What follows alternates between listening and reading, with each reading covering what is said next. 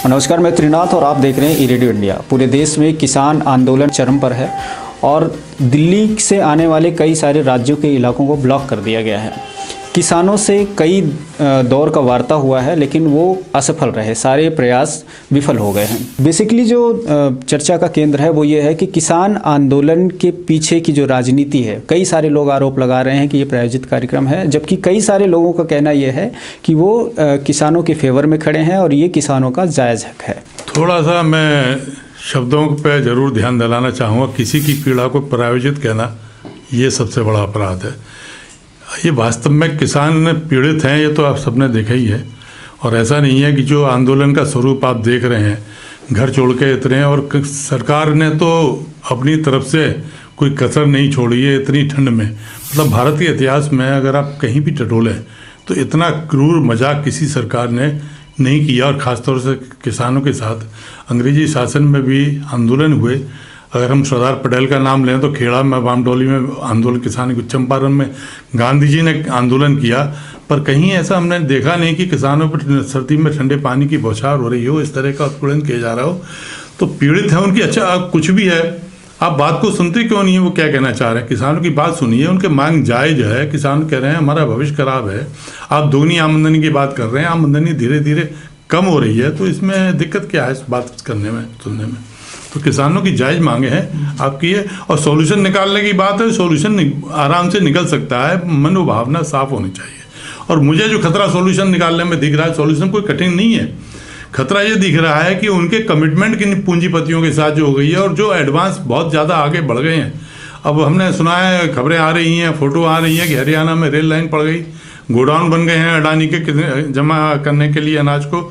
तो बहुत इतना आगे बढ़ाने की ज़रूरत नहीं थी। एक राजनीति में एक सिद्धांत है कि किसी की अपेक्षाओं को इतना ज़्यादा उभार मत दो जो सत्ता में आने के बाद आपको तकलीफ हो। उन्होंने अपेक्षाएं ज़्यादा उभार दी। बिल्कुल, ये आप सही कह रहे हैं। इसमें दो तीन चीज़ें मैं आपको बता दूं कि इस कानून को लेकर के बवाल इसलिए मचा हुआ है क्योंकि दो तो नए कानून बनाए गए और एक कानून में संशोधन किया गया। किसानों में कॉन्ट्रैक्ट फार्मिंग को लेकर के बहुत ज़्यादा परेशानी है, कन्फ्यूज़न है। तो गुरमीत साहनी जी सामाजिक चिंतक हैं। मैं ये जानना चाहता हूँ कि कॉन्ट्रैक्ट फार्मिंग के क्या वाकई इतने सारे ड्रॉबैक हैं? मेरा निवेदन यह था कि कार्यक्रम 1000% प्रायोजित है। पंजाब, सीमावर्ती राज्य पंजाब के मुख्यमंत्री कैप्टन अमरिंदर सिंह द्वारा प्रायोजित किसान आंदोलन, सारे पंजाब सरकार ने साधन दिए हैं।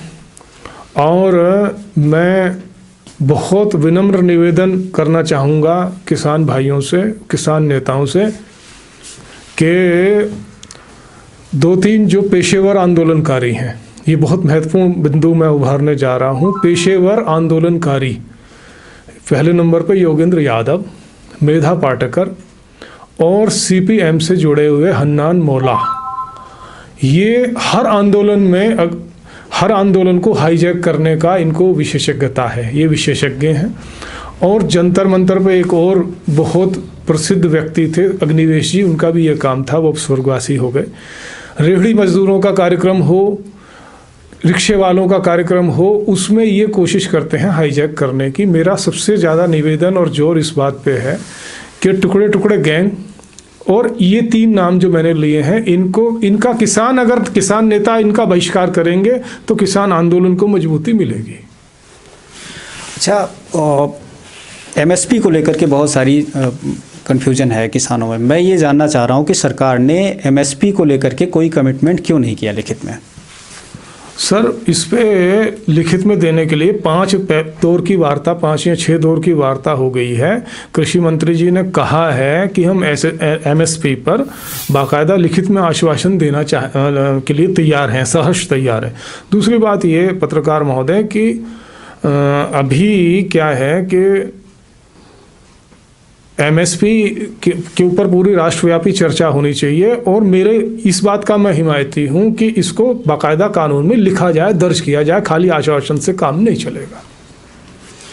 तो इसका मतलब ये हुआ कि अगर एमएसपी को कानून में दर्ज किया जाए तो इट मीन्स किसानों का आंदोलन जायज़ है।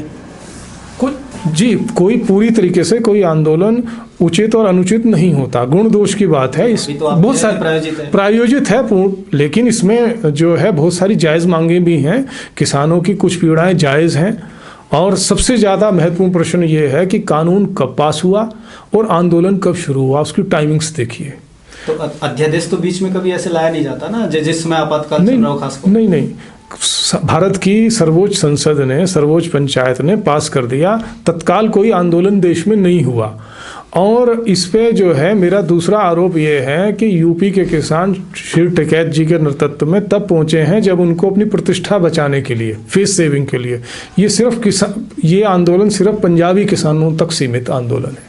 और इसमें अगर आप खोजी पत्रकारिता की उसमें थोड़ी सी भी जरा सा पुट आप डालेंगे तो जो उसके अग्रिम पंक्ति के 4-5 नेता हैं वो उनकी बैकग्राउंड आप पता कर लीजिए। हमारे बीच रमेश घेरा जी हैं। आप तो बहुत दिनों से सफाई मजदूरों की जो है व्यवस्थाओं को उजागर करते आए हैं। किसानों को लेकर के अगर हम बात करें तो इसमें एक जो ज़रूरी चीज़ है, इसमें कॉन्ट्रैक्ट फार्मिंग में ये कहा गया है कि जो गरीब किसान है उनसे कोई बड़ी कंपनियां आएंगी, कॉन्ट्रैक्ट कर लेंगी कि आपको बाद में जो रेट को लेकर के बड़ी प्रॉब्लम होती थी कि हम इस रेट पे ले लेते हैं, बाद में चाहे रेट कम भी हो लेकिन हम रेट वही देंगे। तो इसमें प्रॉब्लम क्या है? दरअसल कोई भी सरकार हो, जहाँ प्रजातंत्र है, लोकतंत्र है, वहाँ अगर इस नीयत के लोग बैठ जाएं सरकार में कि हर आंदोलन को कुचलना है, तो उससे फिर जो है व्यवस्था गड़बड़ाती है। जब कोई आंदोलन होता है कहते हैं दूसरे लोग लाभ उठा रहे हैं या बीच में कूद रहे हैं, तो आंदोलन ही नहीं होगा तो दूसरे लोग को बीच में कूदने का मौका नहीं मिलेगा। आंदोलन करने की स्टेज जो आती है वो तब आती है जब सरकार की तरफ से जो लोग आंदोलन करते हैं उनके प्रति उपेक्षा हो या उनके भलाई के कार्य ना हो रहे हों। उदाहरण के तौर पे लेबर कानून में भी संशोधन किए गए, श्रम कानून में, लेकिन मजदूर आंदोलन नहीं खड़ा हुआ है तो लग गए। जबकि ये जिम्मेदारी सरकार की है, शासन की है कि देश में रहने वाला हर वर्ग उसके हित की बात सोची जाए। अब एक बात कही जा रही है बहुत आराम क्या कि हम किसानों के हित में ये तीनों कानून लाएं, किसानों के हित में कानून लाएं, और पूरा किसान देश का कह रहा है कि हमारे हित में नहीं है, अहित में है। जब जिसका हित करना चाहते हो वो अपना हित नहीं माना तो तुम जबरदस्ती हित क्यों करना चाहते हो? कौन सा ऐसा पॉइंट है जो अहित में है? वो तो तीनों कानूनों को बता रहे। इसमें सबसे बड़ा डर तो ये है कि जिस तरह से कारपोरेट की कहीं भी एंट्री होती है तो स्टार्टिंग होती है बड़े अच्छे ढंग से होती है और बाद में स्थिति ये बन जाती है कि छोटे भूमि के जो जितने लोग हैं वो इतने बेकार हो जाएंगे कि उनकी ज़मीनें ही जो है मतलब परचेज कर ली जाएंगी, हम उनसे काबू न करें। और एक चीज़ और भी है, अगर हित में भी है सरकार कह रही है तो बजिद होकर लोकतंत्र में कोई भी सरकार अगर चलती है तो सीधा सीधा कॉन्स्टिट्यूशन का वायलेशन है। बजिद सरकार नहीं होनी चाहिए, आंदोलनकर्ता बजिद एक बार हो सकते हैं लेकिन शासन को जो है बाकायदे। और एक चीज़ और है कि आप अगर आंदोलन को सही तरीके से जल्दी ख़त्म करना चाहते हैं तो 5 आदमियों की पंचायत बना दीजिए। जो तुम तीनों कानूनों को बता रहे हो किसान की भलाई का है और किसान कह रहा हमारी भलाई का नहीं है, तो वो पंचायत के 5 लोग हों, बैठ कर निर्णय ले, एक महीने का निर्णय समय दे दीजिए। और पंचायत में 2 लोग सरकार के जो है प्रस्तावित हों, 2 लोग जो आंदोलनकारियों के जो प्रस्तावित हों और एक आदमी न्यूट्रल जुडिशरी का बैठाइए और उनकी रिपोर्ट पे फिर एक्शन ले तो पता चल आखिर वो कौन सा गैप आ रहा है कि आप कह रहे हैं किसानों के भलाई के लिए हम आंदोलन और किसान मानने को तैयार नहीं कि हमारी भलाई के लिए आंदोलन। तो कहीं ना कहीं डाउट है। और मजीद तभी हो सकता है आदमी जब कहीं ना कहीं कमिटेड हुआ हो, तो निश्चित तौर पे ये डाउट जाता है सरकार के वजीद होने से कि वो कॉरपोरेट जगत से जो है कमिटेड हो गई है, उनसे जो कह दिया है उसको हर हालत में करना चाहती है। अब MSP बाहर से तो कह रहे हैं कि लागू रखेंगे, नहीं हटाएंगे, लेकिन जब इन्हें हटानी नहीं थी तो इसको कानून में क्यों नहीं जोड़ दिया? 3 बिल पास कर रहे थे तभी जोड़ देते, डाउट क्रिएट ही नहीं होता। डाउट क्रिएट किया ना उसको, अब मांग करने पर सपोज ये आंदोलन ना खड़ा किया होता तो MSP न्यूट्रल आश्वासन देने को तैयार है। सरकार तो आश्वासन देने को नहीं, सरकार जो आश्वासन देने को तैयार है वो आंदोलनकारियों की भी तो सहमति उसमें होना बहुत जरूरी। जो आश्वासन दे रही, जो वो चाहते हैं कि जो है किसान आंदोलन करता चाहते हैं, उसमें पूरी बात को अगर मानेंगे समझौता तभी हो सकता है। अगर सरकार अपनी बात का आश्वासन दे, जो सरकार चाहती है आश्वासन दे, जो आंदोलनकारी चाहते हैं उसको उसकी उपेक्षा कर दे, उसको छोड़ दे, उसको अवॉइड कर दे, तो समझौता कैसे होगा? फिर आश्वासन कैसे माना जाएगा? पूरे किसान आंदोलन को आप कैसे देखते हैं? हम किसान आंदोलन को सही देखते हैं, सरकार के फेवर में देखते हैं।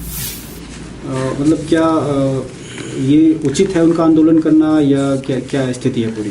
किसानों का आंदोलन उचित भी है और इसमें कुछ राजनीतिक लोग हैं जो इस आंदोलन को भड़का रहे हैं, है ना। तो इसमें हम मानते हैं हमारा हिंदू राष्ट्र सेवा संघ सरकार के साथ खड़ा हुआ है और इसका बीच का रास्ता निकाले। हम ये बताना चाहेंगे कि इस टाइम जो मोदी सरकार चल रही है इसमें काफ़ी कार्य हुए हैं गरीब लोगों के लिए भी, जनता के लिए।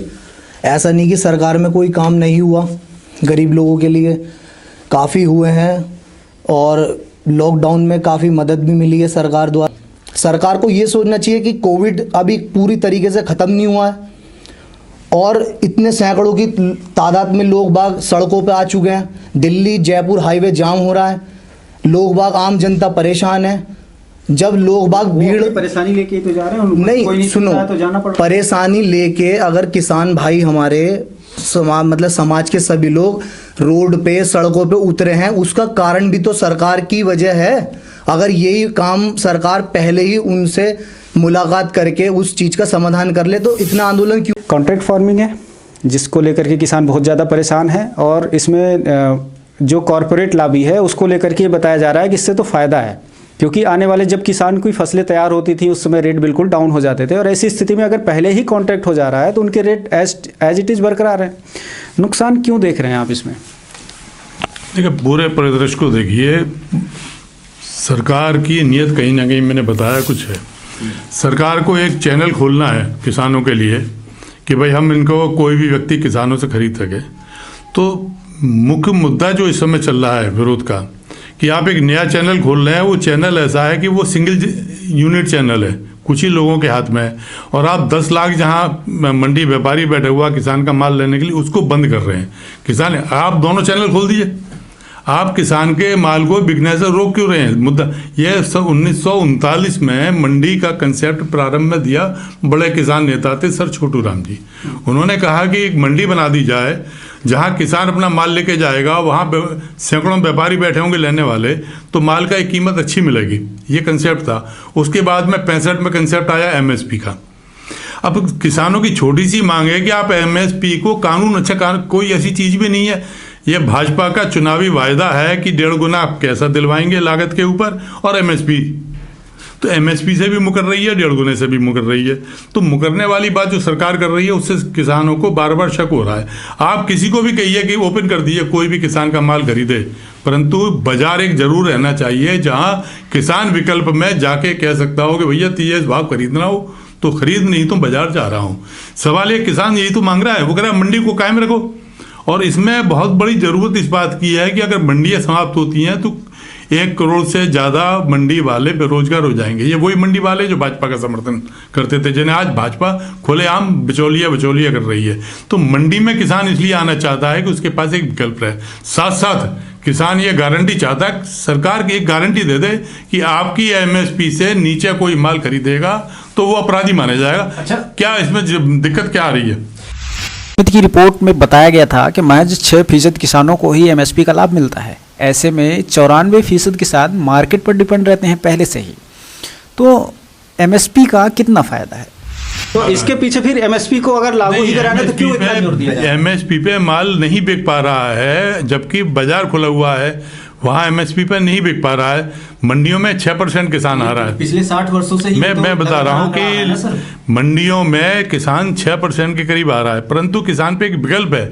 आप विकल्प मत बदलिए, रास्ता मत करिए उसका, आप ओपन कर दीजिए। दूसरी चीज़ जो इसमें और शंका पैदा करती है, आपने पूंजीपति किसान से माल खरीदने जाएगा तो कोई टैक्स नहीं है, और मंडी में लाएगा तो 1.5% टैक्स मंडी में। तो मंडी का माल महंगा होगा तो किसान मजबूरन उन्हीं के पास माल बेचने जाएगा। कॉन्ट्रैक्ट फार्मिंग में कोई आपत्ति इस बात को लेकर नहीं है कि कॉन्ट्रैक्ट फार्मिंग है। सवाल ये आ रहा है कॉन्ट्रैक्ट करने के बाद अभी तक के जो रिजल्ट हैं कि कॉन्ट्रैक्ट करने के बाद पूंजीपति अपनी फायदे के कॉन्ट्रैक्ट को तो ऑनर करता है और देखता है कि फसल खराब है, जरा हल्की हो गई है या दाम मार्केट में कम हो गए तो मार्केट से खरीदता है। कॉन्ट्रैक्ट वालों को ये कह के छूट जाता है कि तो आपका माल बढ़िया नहीं है। तो हम हर चीज़ की गारंटी चाहते थे कि किसान को आप गारंटी नहीं देंगे। क्यों? किसान के साथ एक चीज़ समझ लीजिए जो सरकार नहीं समझ रही है, किसान मार्केट का चलाने वाला है। किसान को पैसा मिलता है तो मार्केट चलती है, और मार्केट चलता है तो मिल चलती है। पूरे भारत की जितनी भी आर्थिक चक्र है वो किसान से चलता है, और किसान को अगर हम पैसे से मजबूत रखेंगे तो भारत का व्यापार मिलें, मजदूर सब काम में लगे रहेंगे और जीडीपी बढ़ेगी। अगर किसान को ही हम पहले से कमज़ोर कर देंगे तो अर्थव्यवस्था निश्चित तौर से कमज़ोर होगी। आप किसान तो हिंदुस्तान की रीढ़ है और ज़्यादातर लोग कृषि परिवार से आते हैं और कृषि एक ऐसा विषय है, अगर इसको डंप किया जाए तो मुझे लगता है कि जो बचा हुआ क्षेत्र है वो अपने आप डंप होता चला जाएगा। गुरमीत जी, लास्ट में मैं ये जानना चाहता हूँ कि आखिर ओवरऑल कंक्लूजन क्या मानते हैं? सर, ऐसा है कि किसान आंदोलन की बहुत सारी बातें निश्चित तौर से जायज़ हैं, उन पर सरकार को पूरी संवेदनशील। कौन सी बातें आप जायज़ मानते हैं? नंबर एक तो ये है कि दोनों पक्ष हैं चीज़ के, हर नई चीज़ का विरोध होता है। मंडल कमीशन जब लागू हुआ तब भी विरोध हुआ।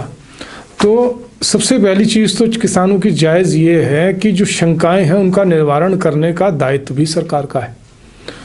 दूसरा ये कि एमएसपी को कानून में दर्ज करना चाहिए, दूसरी बात उनकी ये जायज़ है। तीसरी बात उनकी ये जायज़ है कि भाई सारे किसान नेताओं को एक साथ बिठा करके खुले मन से वार्ता हो, और उसमें स्वयं भारत के प्रधान सेवक नरेंद्र मोदी साहब अभी तक नहीं आए हैं। गृह मंत्री जी के साथ वार्ता हुई, लेकिन सर्वोच्च पदाधिकारी मोदी साहब को भी किसानों से बात करनी चाहिए खुले मन से। ये तो जायज़ बातें हैं ना। अगर जो इस समय असहज करने वाली स्थिति ये है कि गैर जिम्मेदारी रवैया ये कि जब सरकार ने ये अपील करी कि भाई निरंकारी ग्राउंड में आप इकट्ठा हुइए, दिल्ली में एक जगह है निरंकारी मैदान, वहाँ सब लोग आ जाइए, और उसके बाद जो है ताकि एक कार्य पूरा सुव्यवस्थित ढंग से चल सके। तीसरा नाजायज़ बात ये है कि वो जेएनयू वाला जो गैंग है उसके पोस्टर लहराए जा रहे हैं मंच के ऊपर, टुकड़े टुकड़े गैंग के, और उसमें जो है कई किसान नेताओं ने टीवी चैनल पे आकर के कहा कि साहब ये तो बुद्धिजीवी हमको अवेयर करने आए। जिन पर राष्ट्रद्रोह का आरोप लगा हुआ है वो उनको बुद्धिजीवी किसान के कुछ एक वर्ग मान रहा है। तीसरी नाजायज़ बात ये कि चाहे एक साधारण व्यक्ति ने कहा, मोदी साहब के लिए अपशब्द कहा, धमकी दी, ये नाजायज़ है। तो कुल मिलाकर के भगवान बुद्ध का मध्यम मार्ग ही श्रेष्ठ है, और दोनों को अपनी अपनी जिद छोड़नी चाहिए। और एक मैं बहुत विनम्र निवेदन करना चाहूँगा राकेश टिकैत जी से, क्योंकि हमारे क्षेत्र के सबसे बड़े नेता वही हैं, राकेश टिकैत, चौधरी रामहेर सिंह और गोपाल अग्रवाल जी आगे आएँ, बुद्धिजीवी लोग आगे आएँ और एक मध्यम मार्ग निकालने का ईमानदार प्रयास निष्पक्ष व्यक्ति कर सकते हैं। और राकेश, अगर वो पंजाब के लोग अगर रिजिड हैं, अगर पूर्वाग्रही हैं, तो उत्तर प्रदेश के किसानों को टिकैत जी और रामहेर सिंह के नेतृत्व में सरकार से समझौता करके इस आंदोलन से अलग हो जाना चाहिए।